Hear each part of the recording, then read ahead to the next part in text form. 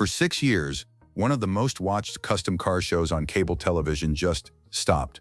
No final episode, no goodbye, no explanation from the man at the center of it all.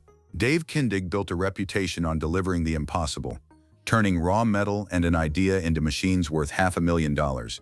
And then the cameras went dark, and he said almost nothing about why.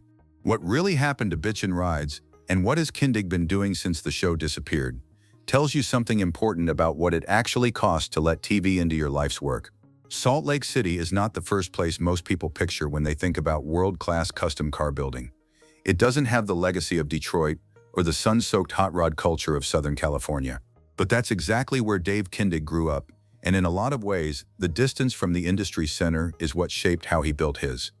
Kindig was drawing cars before he could fully articulate why.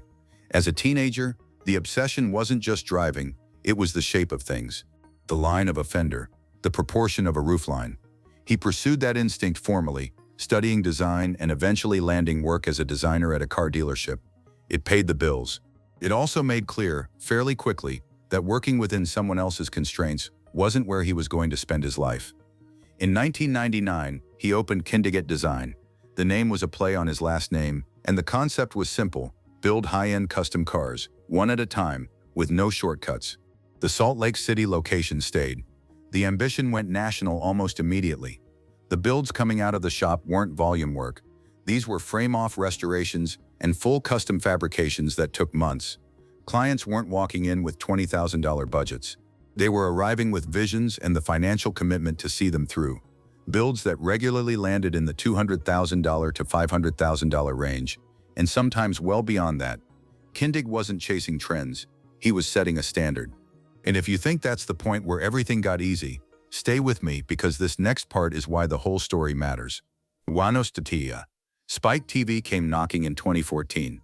The pitch was straightforward, a behind-the-scenes look at Kindig-It Design, following builds from concept to delivery. Dave agreed. Bitchin Rides premiered that year, and the response was immediate. What separated the show from the crowded field of car build programs wasn't the drama between crew members or the manufactured countdown to reveal day. It was Kindig himself. He was meticulous, specific. He talked about design the way an architect talks about structure, with precision and genuine conviction. Viewers who had never touched a wrench found themselves watching a man explain why a particular curve on a quarter panel needed to be 2 millimeters different, and they stayed for every second of it. The show ran on Spike TV through 2018, when the network rebranded as the Paramount Network. Multiple seasons, a dedicated audience, the kind of ratings that, from the outside, looked like a permanent fixture on the schedule. But here's the part that changes everything about what you just heard. When Spike became the Paramount Network in January 2018, the programming strategy shifted. The network moved towards scripted drama. Shows like Yellowstone were the new priority. Reality-based programming, including the car build genre that Bitchin Rides lived in, quietly lost its position on the schedule. Bitchin Rides didn't get a cancellation announcement. It didn't get a series finale. The show had simply aired its last episode, and the new version of the network wasn't placing orders for more. Kindig-It Design kept running, the shop kept building, but the national platform the show had provided for 5 years was gone. This matters more than it might seem. The show had done something specific for the business. It had created a national client pipeline. People who watched Bitchin Rides became people who called Kindig-It Design. When the show ended, that pipeline didn't vanish overnight, but the free advertising that reached millions of viewers every week did. What happened next is the reason this story spread across the internet. Here's what most coverage of Kindig leaves out. The shop's survival after the show wasn't just about reputation inertia. It required an active pivot. While the Bitchin Rides era was running, the demand on Kindig-It Design's team was extreme. Television production schedules don't align with the timeline it takes to properly build a custom car. There were documented instances across the show's run where builds were under enormous time pressure, not because the shop was slow, but because a camera crew and an air date created a deadline that doesn't exist in the normal custom car world. Some longtime viewers noted that the tension between the show's production demands and the shop's actual standards came through on screen, particularly in later seasons. After the show ended, Kindig has been candid in interviews and on social media that the business operates differently without cameras. Builds take as long as they take. There's no network asking for footage by a specific date. His team, which has stayed largely intact, describes the post-show period as, in some ways, a return to how the shop was supposed to run in the first place. That distinction between building for television and building without it is something Kindig has addressed directly, and it reframes what the silence after the show actually was. It wasn't avoidance, it was recalibration. Most people who know this story stop here, but the real story starts right now. In the years since Bitchin Rides left the air, Kindig has addressed the show's end in a way that's easy to miss if you're only looking for a dramatic statement.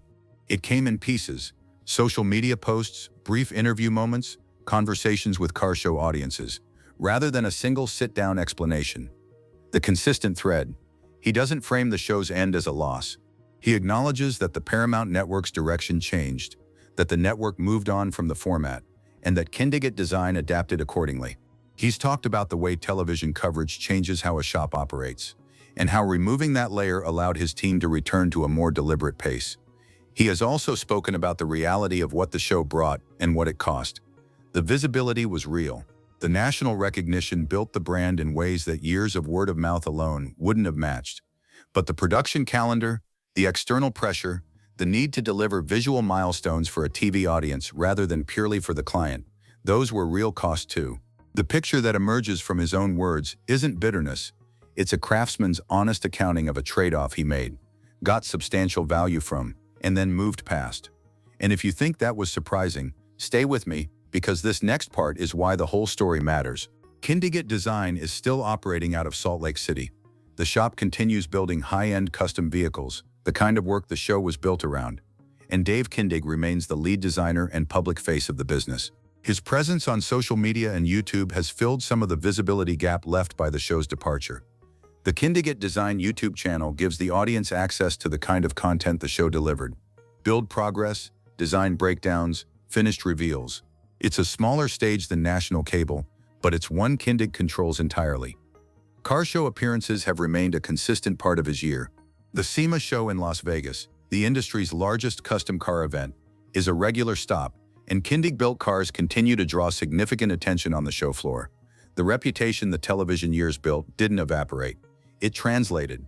The broader question the show's absence raises, whether the custom car build format still has a place on TV, and whether Kindig would return to it, hasn't been definitively answered. He hasn't ruled it out. He also hasn't announced anything. Here's what the comments kept asking. And here's the answer they never got, until now. What Bitchin Rides actually was, stripped of the production packaging, was a 5-year advertisement for the argument that craft at the highest level is worth watching on its own terms. No manufactured conflict between guys in the shop. No countdown clock inserted for tension. Just the work, and a man who cared intensely about doing it right. That's a harder thing to sell to a network than drama. And when the network changed its priorities, there wasn't a version of the show that survived the transition, because Kindig was never going to compromise what made it worth watching in the first place. The silence after Bitchin Rides ended wasn't emptiness. It was the sound of a shop running the way it was supposed to. Builds taking the time they needed. Clients getting what they paid for. A standard held without a camera in the room to validate it. That might be the thing worth remembering about Dave Kindig. The show made him famous. Walking away from it, quietly, without drama, and back into the work, is the part that tells you who he actually is. Dave Kindig built something real long before Bitchin Rides, and he's kept building since it ended. The show amplified the work. It didn't define it. Kindig-It Design continues to operate, continues to take on the kind of builds that only a handful of shops in the country are capable of executing at that level. And Kindig himself remains one of the most respected designer fabricators in the custom car world. Whether television finds its way back into that equation, his or anyone else's, remains to be seen. Do you think Dave Kindig was right to step away from TV and let the work speak for itself? Or did the end of Bitchin Rides leave something unfinished that a new season could still deliver?